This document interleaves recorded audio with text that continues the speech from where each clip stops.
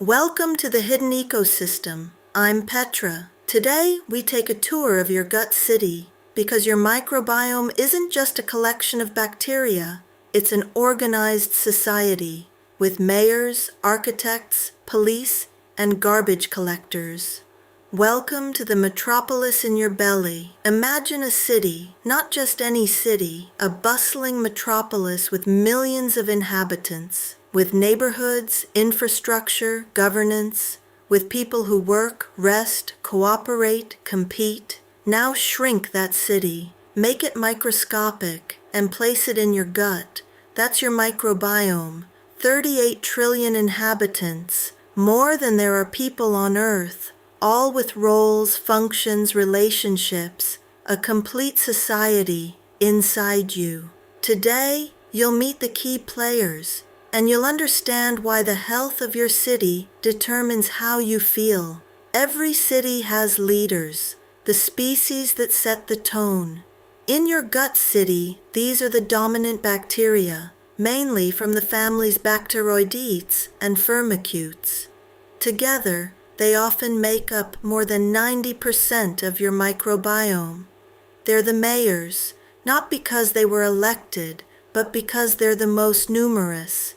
Their metabolism determines the climate in your gut, the acidity, the available nutrients, the chemical composition. When Bacteroidetes dominate, the climate is different than when Firmicutes predominate. The ratio between these two is even linked to obesity and metabolic health. The mayors don't actively govern, but through their predominance, they determine the conditions in which everyone else lives. Then there are the key figures, not the most numerous, but crucial. The architects. Akkermansia mucinifila is the chief architect. It builds and maintains the mucus layer, the protective wall between your intestinal contents and your bloodstream.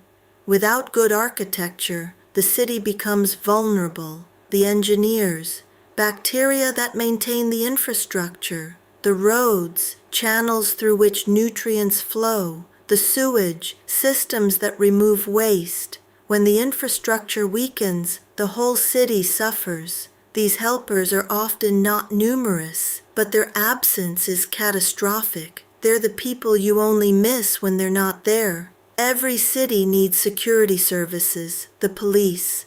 Lactobacillus and related species produce lactic acid. They make the environment acidic, uncomfortable for many pathogens. It's a form of passive security. The pH itself is the weapon, the army. Some bacteria actively produce antimicrobial substances, bacteriocins, molecules that specifically kill other bacteria.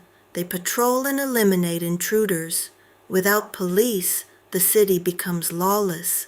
Pathogens have free rein. Order disappears. A city without food supply starves. The farmers. Bacteria that ferment fibers and produce short-chain fatty acids, butyrate, propionate, acetate. This is the basic food supply. Your intestinal wall cells literally live on butyrate. The bakers, bacteria that produce vitamins, vitamin K, B vitamins, substances you can't make yourself, but that you need.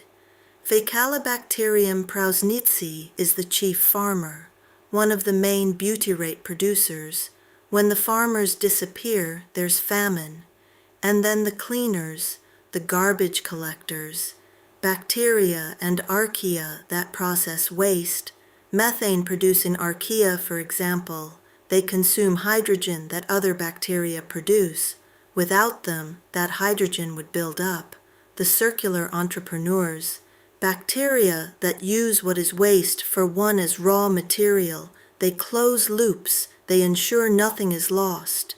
Without recyclers, the city clogs up. Waste accumulates. The system jams. And then there are the opportunists, inhabitants who are quiet in good times, inconspicuous.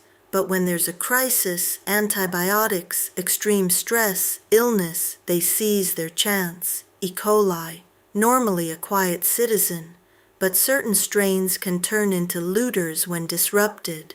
Clostridium difficile, waiting in the shadows until the police are gone. They're not inherently bad, they're opportunistic, and their chance depends on the stability of the city. Interesting.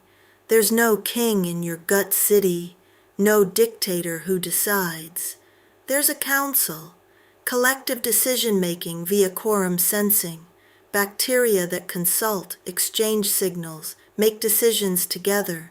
It's polycentric governance, multiple centers of power, checks and balances.